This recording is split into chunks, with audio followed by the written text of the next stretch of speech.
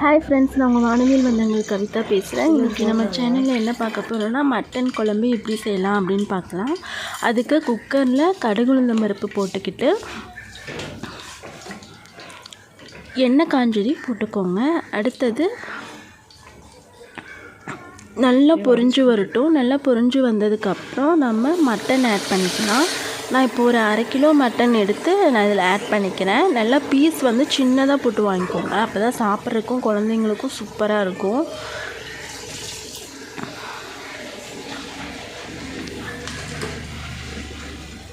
அடுத்து இதில் நம்ம மஞ்சள் தூள் ஆட் பண்ணிக்கலாம். அதுக்கு முன்னாடி தேவையான அளவு உப்பு ஆட் பண்ணிக்கோங்க.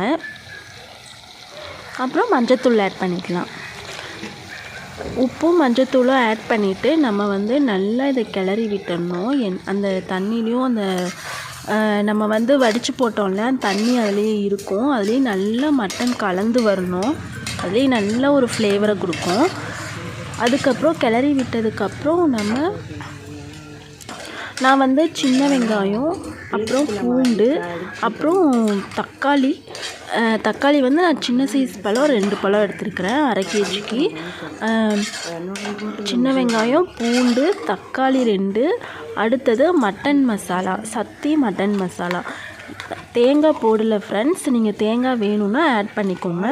இதெல்லாம் போட்டு மசாலாவையும் போட்டு நல்லா அரைச்சி எடுத்துகிட்டு நான் வந்து இதில் ஊற்றிருக்கேன். இந்த மாதிரி நீங்கள் செஞ்சு பாருங்கள். சிம்பிளாக அதை நான் அரைச்சதை வந்து நான் வீடியோ எடுக்க முடியல. அதனால் நான் சொல்லிட்டேன்.